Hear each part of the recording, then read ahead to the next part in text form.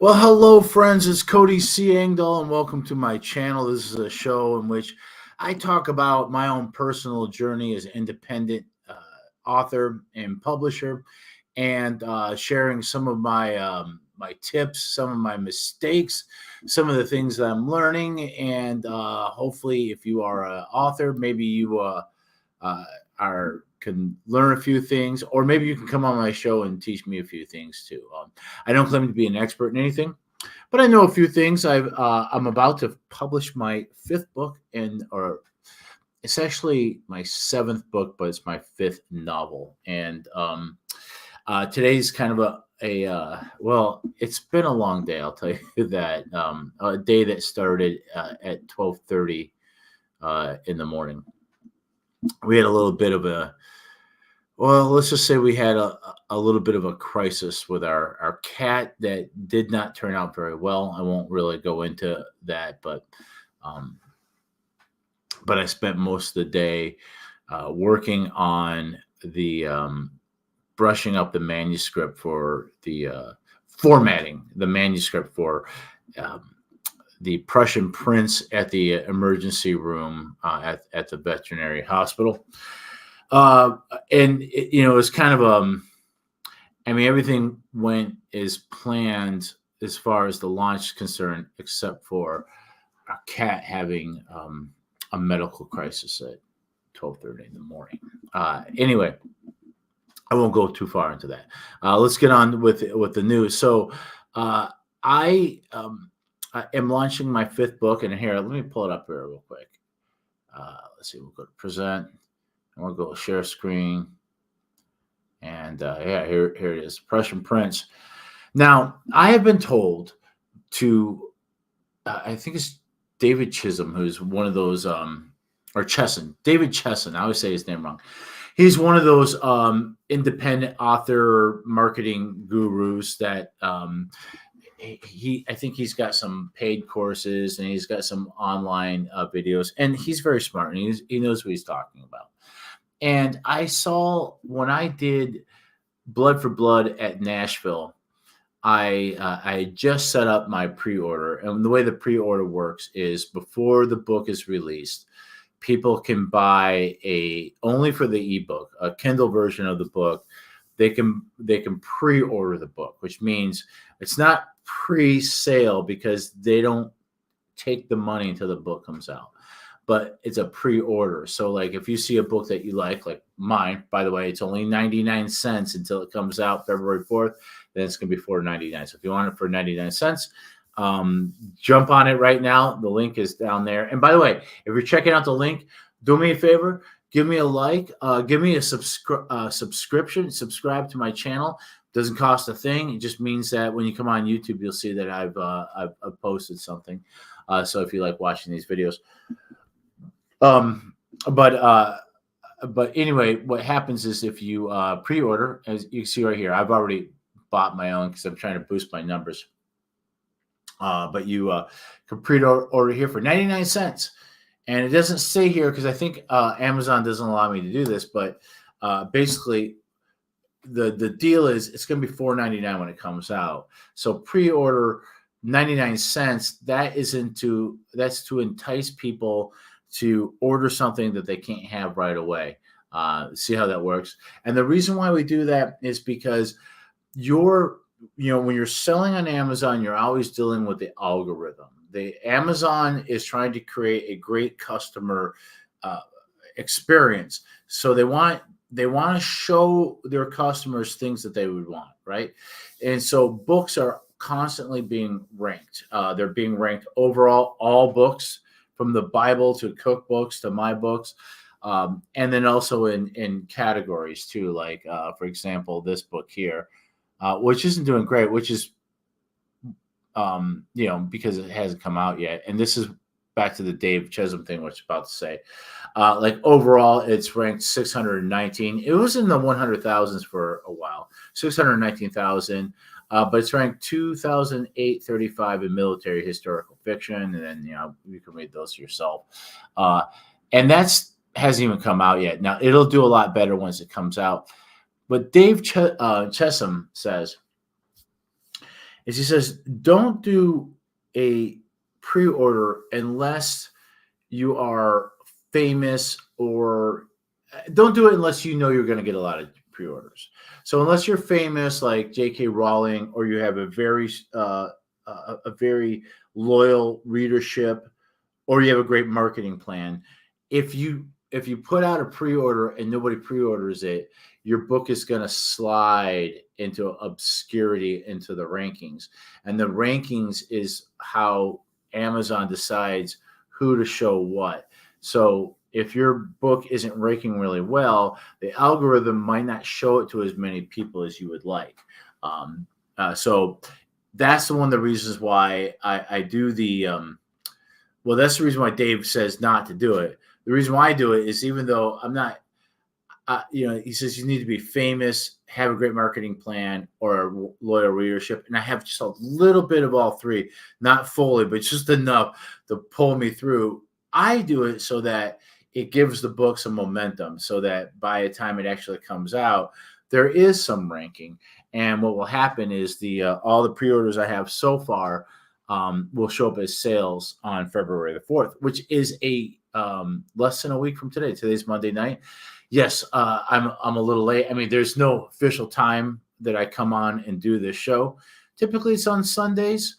But the reason why I did it today is because I was going through my last rounds of editing. So what were my steps here? So when I got done writing the Prussian Prince, which I finished the rough draft on the day after Thanksgiving, or just before Thanksgiving. For those of you outside the United States, Thanksgiving is the last Thursday in November. I think I finished writing.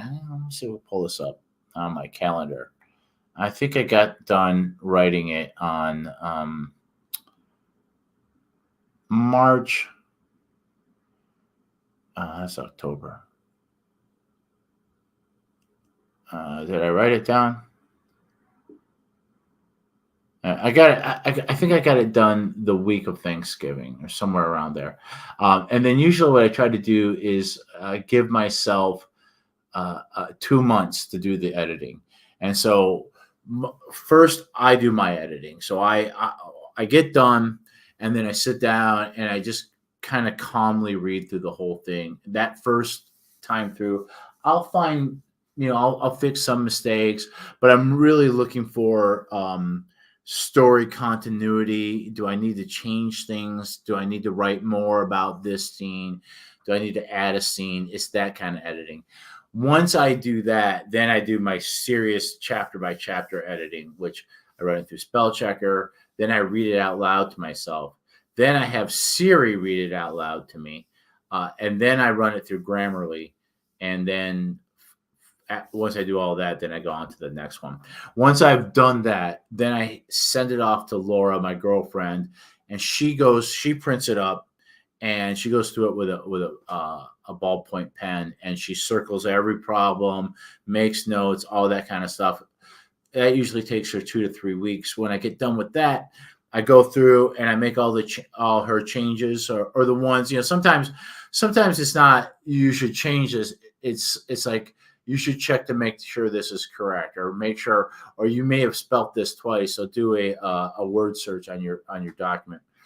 Once I've done all of that, then I send it to my mother, and she does, she reads through it, and then she finds, usually what she does is she just reads it on her computer, and then if she sees anything, she just sends me a text message. Once my mother has made her changes, then I read through the whole thing again. And that's what I was doing. My mother finished her edits, I believe, last week. And so I was a little behind because I was doing the Brian Cohen 5-day author ad challenge, which I suggest you do if you are selling books on Amazon. It's free, and he teaches you how to correctly do Amazon ads so you make money without spending a lot of money. And it's absolutely free. He does it every 90 days. Pay attention to me, because when it comes around, I'll probably be promoting it on this channel and on my platforms. So follow me on Facebook, all that kind of stuff. So I didn't. And this time around, I wanted to set up my ads for the Prussian prints. So I did all my American ads on Amazon for Prussian prints, and they're live and they're serving. And even though it's in pre-order, it doesn't matter because the ads are created.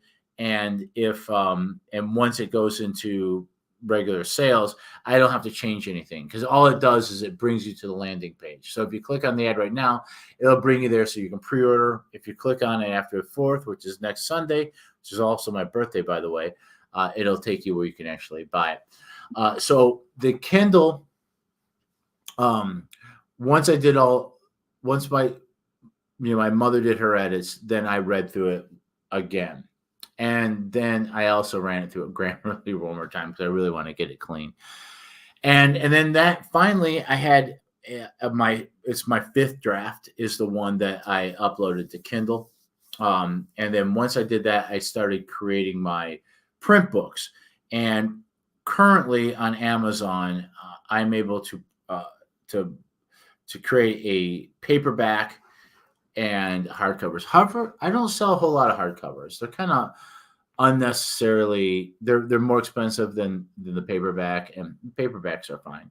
So, but that is always challenging because, so I finished my last read through on Sunday, and my goal was after my last read through on Sunday, Monday, today was the deadline to get everything finalized. And I think I kind of buried the lead there. So when I set up February 4th to be the launch date, Amazon says, okay, if that's the case, then you must have everything in the cover and the correct, the perfected manuscript formatted and everything by 5:59 p.m. Central Time on the 29th, which is today. So the plan was to finish my last read through and editing on Saturday or on Sunday. And then today I was going to get up and once I do that, the digital version is really easy. I just take the master. It's got all the hyperlinks in it. And I export it as a EPUB. And then it's the EPUB that I'm able to upload to Amazon.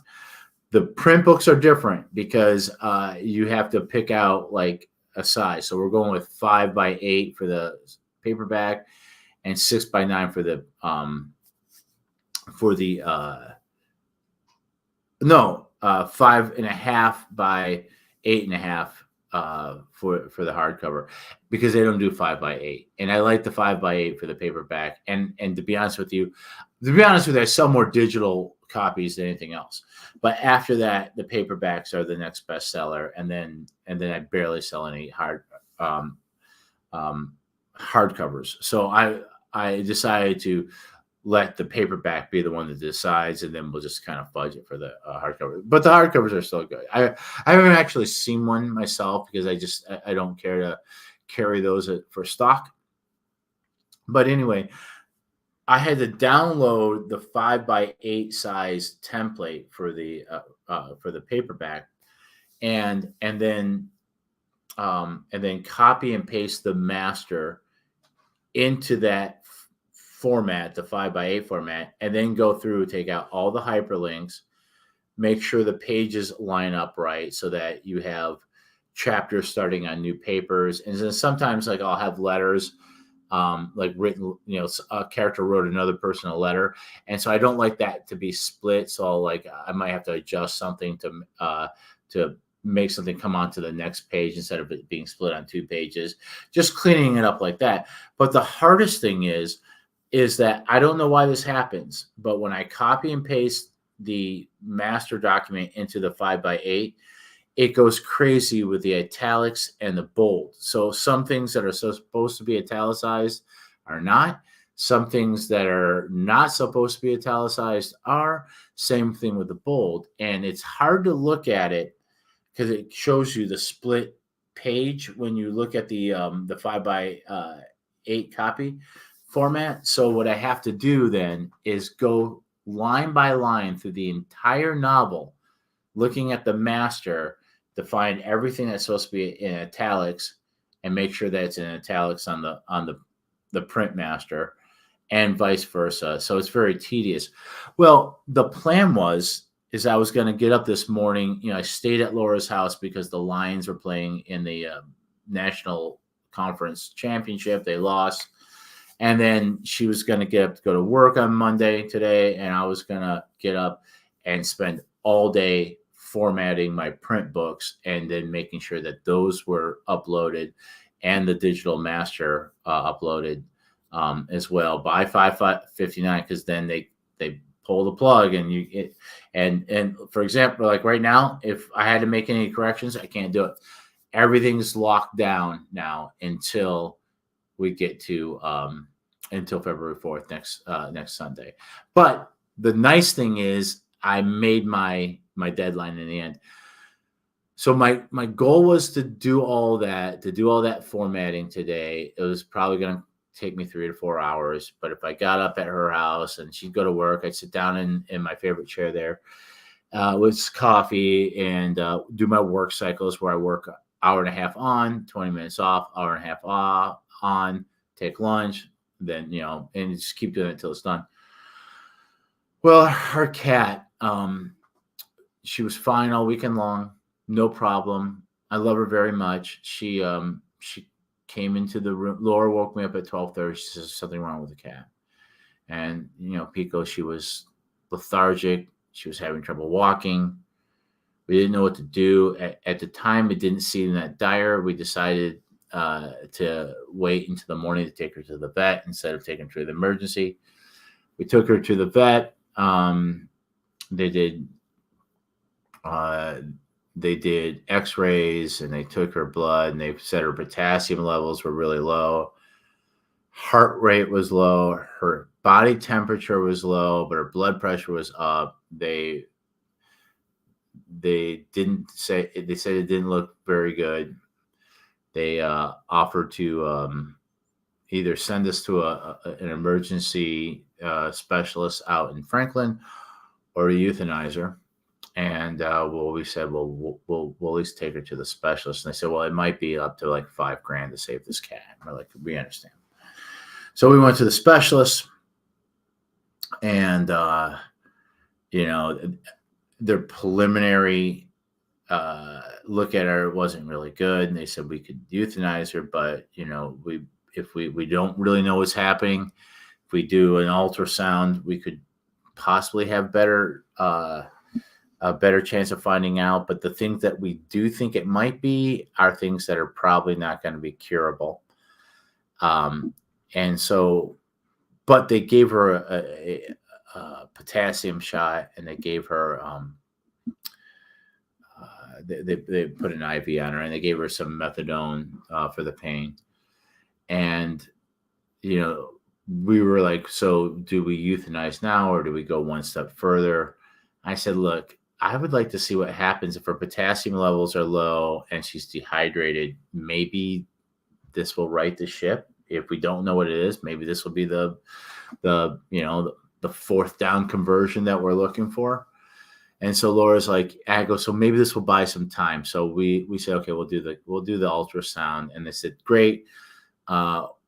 We'll have to schedule it today. We're going to try to bump her up into the line. You can either go home or you can wait here. Well, Laura didn't want to go anywhere. By the way, the cat lives at Laura's house. It's our cat, but it lives at her house. But it's my cat too. And when Laura's out of town, I take care of the cat. When she was doing remodeling, the cat lived here. When I stay at Laura's house, I get up in the middle of the night and feed her because she's daddy's little girl. And so Laura's like, well, let's stay, but let's go eat, because we've been up since 12:30. And we went to Wendy's, and we also told the doctor, we're like, look, we're not idiots. So if it comes to a point where you really don't think it's a good idea to keep going, tell us. It will be reasonable. If it's time to throw in the towel, we'll throw in the towel. And we also said if she has an episode, we decided not to resuscitate her, because it looked like all the different things it could be. There was cancer, thyroid storms, things I don't quite understand, leukemia. So we said, but it was worth looking further. We didn't want to just give up on her. Um, went to Wendy's. Before we even got into line to order, got the phone call. They're like, "Oh, she had a seizure at the first place, by the way." Um, they're like, "You better come now. She's having an episode. She's bleeding from the mouth and the nose. She's kicking and convulsing and all sorts of stuff." We got to see her before we went to Wendy's, by the way. They said she's drugged up a little bit. If you want to come back and say hi to her. Went back there. She looked nice and serene. She was alive. I took a picture of her. She's really cute, all bundled up. So they said, "You better come." So we're like, okay, we're on our way. So Laura and I went back. At this point, we're like, we know what we got to do. We got to say yes to the euthanasia. And we got there. They put us in a private waiting room. They said, "We'll go get her." And we've been crying. We've been up since 12:30 in the morning. We've been crying all day long, back and forth, trying to comfort each other. The doctor comes in. She's crying, and she says, "She just died. She's dead. She passed. I think she had a heart attack and died." And then, "Do you want to see her?" And we're like, "Yeah, of course." They brought her out. We got to say, she looked beautiful. She's a beautiful cat. She's all wrapped. She's 10 years old. A little too young. We thought we feel kind of ripped off. She should have lived longer. I don't mean to tell you a sad story. All I'm saying is that happened today, and today was the deadline to get my manuscript done. And of course, all the editing was done. It was this nightmare of formatting. So the whole time, Laura says, "I need you to go with me for moral support." Absolutely, and to help each step of the way puzzle it out. Do we pull the plug now? Do we go one step further? But the whole time I got my computer, and in between the doctor or the nurse coming to update us, I'm in there. I got the master document and I got the print document, and I'm going through line by line. Okay, that's italicized. I go into the print one, italicize that, lock that document, go back to this one. This one's locked too, and find the next one, and go page by page, line by line, make sure that what is supposed to be italicized is, and what isn't, and what's supposed to be bold is, and what isn't, and all this stuff like that. And still finding little tiny things, nothing bad, but little tiny things in the master document as well, while we're going through this whole process. So now the cat has passed away. We have said our goodbyes. We have bawled our eyes out all day long. I told Laura, we drove home, and I said, "Honey, you're going to dictate what happens next as far as what you need. And I don't want you to take my feelings or what I'm going through or what I need to get done into any kind of consideration. So if you need to be alone, that won't hurt my feelings. I will go home and work on my book. If you need me with you, I will stay with you." So she said, "Right now I need you with me, and right now I need to eat, and I want to take a nap." Because, like I said, we've been up since 12:30, so we slept. We went to bed like 9:30, drunk.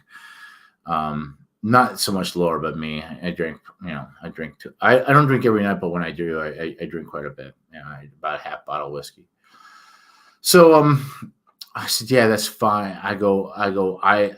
You sleep, and I'll work on my book. So she lay down next to me. Well, we ate, and she lay down, and then I sat there with my book, and I spent another 3 hours working on the formatting until I got everything perfect. And then not only that, but I had to then build the print version of the table of contents to make sure that numbers line up, and do my 7 keywords for the metadata. I had to do the blurb on the back of the cover, make sure everything was perfect, the pricing's right. We did I did a poll on the 5-Day Author Ad Challenge Facebook group, which is now closed. They closed it down because now they're hoping that only the people that paid to go to ad school now are being served, while us, people, freeloaders, have to wait 90 days for the next one. But most all my books have been matte. And it's either matte or glossy. But I felt like this one would look good glossy. Uh, Laura thought matte. Lloyd thought matte, but a lot of other people thought glossy. And one person said, with this, a lot of things, once you make the decision, you can't go back. You can't change it. But you can, I guess, what the one author told me, between matte and glossy. So I said, screw it. Let's go with glossy. It's a beautiful cover. I think it would look nice as a glossy cover. So we went glossy. We'll see how that works. So anyway, while Laura slept for those 3 hours, I finished that, and I got both the paperback and the hardcover. I got those completely done, finalized, and then the Kindle as well. The Kindle, I could have waited. The electronic book, I had all the way up until the end of business on the 31st, so if I could still fudge with it, but I wanted everything done. So everything now today is done, uploaded, being approved by Amazon, and once I get approval, I'll be able to order a box full of the paperbacks. And I already got a few people who want signed copies sent to them. If you want one, I don't really advertise it because I'm not, direct sales is not my focus, but I'm always willing. If there's a way I can get one of my books in your hands, I'm willing to do it. So if you can buy one directly from me, you just have to, it's the same price as if you get it on Amazon plus shipping, because I have to literally pay to ship it to you. But I have bubble wrap, and there's a post office down the road. And I already got some orders that I got to do that. So I have I got a box coming to me, and I got a bunch of signed copies that I have to do and send out to those faithful readers and good friends. And so then, other than that, February 4th, which happens to be my birthday next Sunday, everything's going to be live, and all the pre-orders will become orders and sales. So we'll see a nice little bump there, and we'll see what's going to happen. Now, I'm running ads on Amazon, and those don't run hot. Those are a trickle. So I don't know how much I get from that, but I'm going to give it at least a week to see what I get just organically. Like Amazon will send, I have a bunch of subscribers on, and please subscribe to my author page. So the people who subscribe to my author page on Amazon, they'll get an email saying I got a new book out. And then there's just the people that follow me that will, friends, family, and loyal readers will probably order it right away. Usually the first week of a launch, this is my 7th launch, 5th novel, 7th book. I got 2 nonfiction workbooks. The first week is usually the big one, and then it does well, and all the books do well. And last time when I put Mexico My Love, I think I had the new release bump. That means all the books sell well during the bump. I think it lasted for more than 6 weeks. I think it was maybe 7 weeks, 6, 7, maybe 8, 6 to 8 weeks of really high sales. And then the bottom dropped out in August, I think. Because the book came out in the day after Thanksgiving, 2022. And then I was through the roof as far as sales, record sales for me, all the way through July. Then August, it started dropping, and then started dropping quite severely until we got into the fall, and it's kind of leveled out to what I call the doldrums. But still, my doldrums then were much higher than my doldrums were before Mexico came out. And then, sure enough, as this book is getting close, my sales are ramping up again, and so January is my best month since July. So already January is looking really good. I'm hoping to repeat that. The first week is always fantastic, especially with sales with the new book, and then it drops off on this on the second week.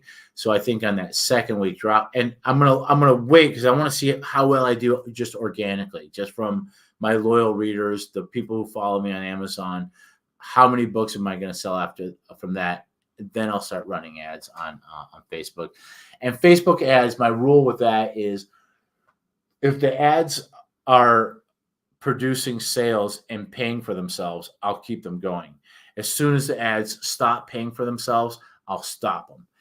Because I went a little crazy with the last launch because for a minute I was just printing money. If I ran an ad, I was making, for every $1 I spent on Facebook, I made back $4. But then it stopped being that way, but I kept spending the money anyway, thinking it would come back, and it didn't do so well. I ran ads in the UK on Facebook, and those did do well. So like now what I do is on Facebook, I'll run ads like Tuesday, Wednesday, Thursday. And if the ads don't pay for themselves, then I'll stop it. But if the ads are paying for themselves, then I'll try Friday. And if the ads are paying themselves, I'll try Saturday. So that's what I did. I was running ads for Perils of Perryville was 99 pence in the UK. They did great. I made a lot of sales because people will buy that book for 99 pence and they'll say, screw it, they'll buy the whole series. So I was selling across the board, all my books. And so I did really well on Thursday. So I was like, okay, we'll run it again on Friday, see what happened. Friday I didn't do as well, but I still made back my ad spend. So I'm like, as long as I'm making the money back, I'll keep going and see what Saturday does. We ran them Saturday, and that was at a loss. It wasn't a big loss, but it was enough to tell me, okay, I got what I was going to get out of that.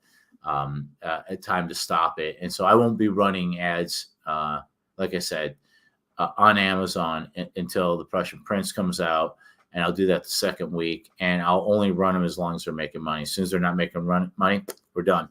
And then the next time I run ads, I think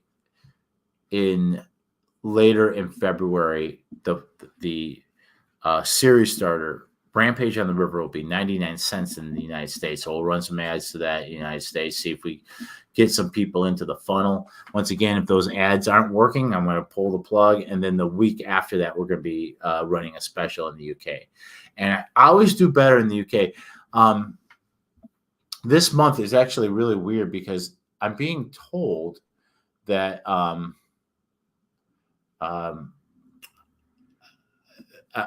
one graph that I made 95% of my royalties in the UK, but everything else is showing me that I made about 40% of my royalties in the UK and the rest in the US.